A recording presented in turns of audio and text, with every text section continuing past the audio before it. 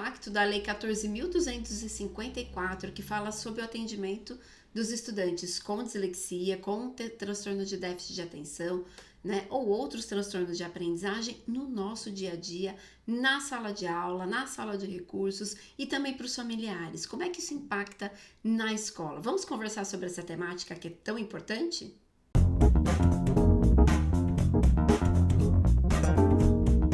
Olá, bem-vindo, bem-vinda. Eu sou Fabiana Leme e você está na Inclutopia. Estou muito feliz de ter a sua companhia para a gente poder analisar e refletir um pouco sobre essa temática que é tão importante, certo? Mas antes de eu começar a falar sobre essa legislação e os impactos que ela vai trazer para o nosso dia a dia, o que ela pode trazer para o nosso dia a dia, eu vou conversar um pouquinho aqui com você para ver se você já conhece o nosso trabalho aqui na Inclutopia, se já acompanha o nosso conteúdo, se já assina o nosso canal. Aqui a gente conversa muito sobre educação inclusiva, sempre com o foco na sua orientação, na informação de qualidade. Então a gente sempre busca informações atualizadas e que vão ter um impacto positivo aí na sua prática, tá bom? Então aproveita, se inscreva aqui no canal, porque assim você fica sabendo do que a gente publica, né, em primeira mão e não perde nada, tá bom? Vamos lá então refletir um pouquinho? A Lei 14.254, de 30 de novembro de 2021, né, é uma legislação que já estava tramitando há bastante tempo e é uma luta muito grande, tanto das famílias quanto dos profissionais, para que os estudantes que têm ou alguns transtornos de aprendizagem, déficit de atenção ou dislexia tivessem um amparo no seu processo escolar, certo? É bem importante que a gente faça agora uma diferenciação entre deficiência e transtorno de aprendizagem, certo? O transtorno de aprendizagem, ele pode não estar acompanhado de uma deficiência intelectual, por exemplo. Então, no caso da dislexia, da disgrafia, da descalculia, são questões, né, são transtornos funcionais que têm um impacto restrito, por exemplo, ou nas questões de leitura, ou nas questões matemáticas, né, ou na questão gráfica, ou alguns transtornos de aprendizagem que a gente chama não especificados, que têm impacto apenas nessa área da aprendizagem. Assim como quando eu falo transtornos de déficit de atenção, com ou sem hiperatividade, também ele não está ligado necessariamente a uma deficiência, e sim um transtorno que vai ter um impacto na atenção, nessa questão mesmo da hiperatividade ou da hipoatividade, que é quando ele fica mais apático, e isso impacta na aprendizagem, certo? Esses estudantes, imaginando que ele não está em comorbidade com uma deficiência, porque sim, eu posso ter um estudante com transtorno do espectro autista e transtorno de déficit de atenção e hiperatividade. Eu posso ter um estudante com síndrome de Down, certo? E também com um transtorno de aprendizagem, que é mais difícil de avaliar por conta da deficiência intelectual, certo? Então, por isso, né, que a gente vai precisar analisar essa legislação dos estudantes que não têm a comorbidade. Comorbidade é quando eu tenho, além da deficiência, ou tenho duas ou mais questões ali acontecendo. Então, a deficiência e um transtorno, por exemplo. Um estudante com paralisia cerebral, né, com uma deficiência física e um transtorno de déficit de atenção. Isso é uma comorbidade, são duas situações acontecendo ali que impactam na aprendizagem e na vida dessa pessoa, tá bom? Vamos analisar a legislação só para esse público que não tem a deficiência associada. Porque o estudante com deficiência, o estudante com transtorno do espectro autista, ele já tinha uma legislação protetiva, né, desde lá do AEE, que trazia esse respaldo para as questões escolares. Então, vamos relembrar o público-alvo, né, do atendimento do AE, da sala de recursos, do atendimento da educação especial numa perspectiva da educação inclusiva? São os estudantes com deficiência, estudantes com transtorno do espectro autista, com altas habilidades, né, ou estudantes com altas habilidades, superdotação, certo? Notem que nesse público-alvo, né, você tinha de um lado os estudantes típicos sem deficiência, os estudantes com deficiência com um programa específico e esse rol de estudantes que sempre ficou à margem, não é? Ou com dislexia, com transtorno de aprendizagem, ou ali com déficit de atenção e que ele não tinha programas específicos para atender às suas demandas.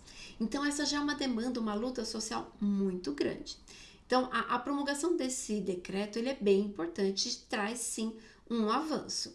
As questões é que ele não delimita a forma de atendimento. Então, quando a gente vai pegar na letra da legislação, ele não fala só de escola, certo?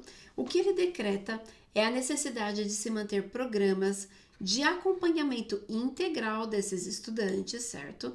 Tanto aí na rede pública quanto na rede privada, mas não é só na escola, né? É na questão da saúde, é na questão do diagnóstico. Então, desde lá do diagnóstico, né? O encaminhamento, um diagnóstico, um apoio educacional na rede de ensino.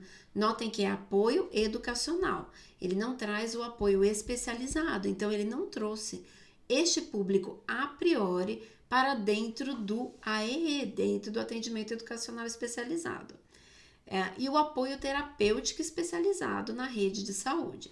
Então, a gente precisa definir que na escola eu tenho atendimento educacional e eu tenho na área clínica o atendimento terapêutico. E esse estudante, esse indivíduo, ele tem direito a acessar as duas redes.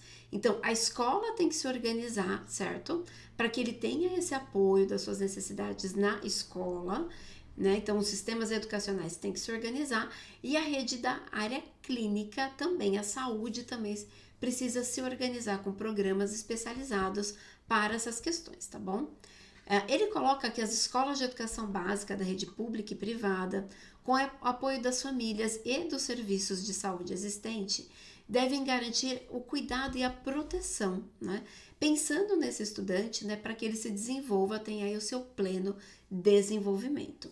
Nem todo estudante com transtorno de déficit de atenção, por exemplo, tem dificuldades de aprendizagem. Pode ser uma questão pontual, onde ele precisa das terapias de suporte, de medicação, desse olhar clínico que pode sim estar impactando na aprendizagem, mas pode não ser uma questão específica do ensino, em si que ele precisa desse aporte um pouco mais ampliado, tá? Então, isso é bem importante, porque quando eu falo das atividades dentro da escola, eu falo de ensino, certo? E aqui essa legislação ela é mais ampla, ela traz para o estudante, né, a possibilidade dele acessar os serviços que ele tanto necessita, certo? Ele vai colocando também, né, que as necessidades específicas do desenvolvimento desse educando serão atendidos pelos profissionais da rede de ensino, não especifica quais, em parceria com os profissionais da rede de saúde, com os profissionais clínicos. Por quê? A dislexia, né, o transtorno de déficit de atenção com ou sem hiperatividade, ele tem um impacto muito grande e ele precisa, sim, de terapias adequadas, de uma avaliação clínica, para que ele possa receber todo o aporte que ele precisa para o seu desenvolvimento. Então, esse decreto, ele não traz só uma questão para a escola, ele traz uma questão também de uma reorganização para os serviços de saúde. E isso é muito importante, não é?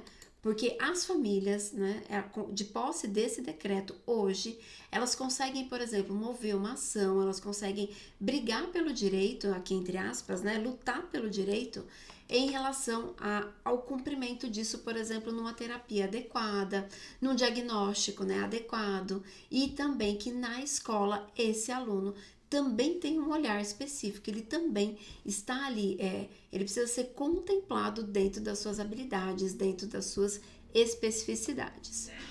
A questão se ele vai vir ou não, ou vai ser incorporado ao público-alvo, por exemplo, do atendimento educacional especializado, ela ainda não está definida neste decreto.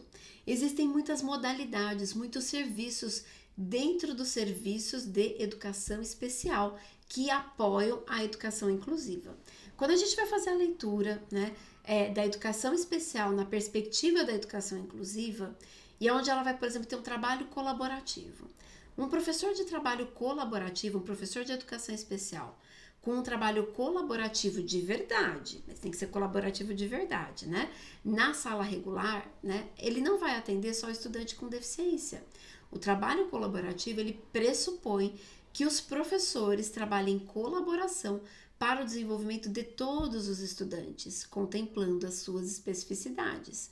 Então, nesse sentido, tanto o professor de educação especial quanto o professor da sala de aula comum, da sala de aula regular, tem um papel, né, fundamental com esses estudantes. Notem que eu não estou falando de um atendimento especializado dentro da escola, porque neste decreto não há essa prerrogativa de um atendimento especializado. Então, ele não fala de recursos, por exemplo, a sala de recursos, né? Ele não fala de recursos específicos, de apoios em relação à parte pedagógica de forma específica, né? Então, isso tudo vai ser definido conforme essa legislação ela vai ganhando desdobramento nas redes de ensino, não é? E a gente vai verificando quais são os recursos que esses estudantes precisam. E aí me perguntam, eles vão frequentar a sala de recursos multifuncionais, AE? E eu digo para vocês, muitos já frequentam, né? Por outras vias ou por ter uma comorbidade em relação a alguma deficiência ou estar em pesquisa de alguma deficiência, principalmente na área da deficiência intelectual, né, e está em processo diagnóstico. Muitos já frequentam. Mas não é essa legislação ela não vai trazer uma relação direta que todo estudante com dislexia, todo estudante com transtorno de déficit de atenção, com ou sem hiperatividade, ou com outros transtornos de aprendizagem devem ser encaminhados para a sala de recursos, por exemplo. Ele pode necessitar de outros serviços, ele pode necessitar de uma mediação pedagógica, ele pode necessitar, por exemplo, de repente um reforço escolar, não é? De um serviço de orientação direcionado, uma mudança metodológica.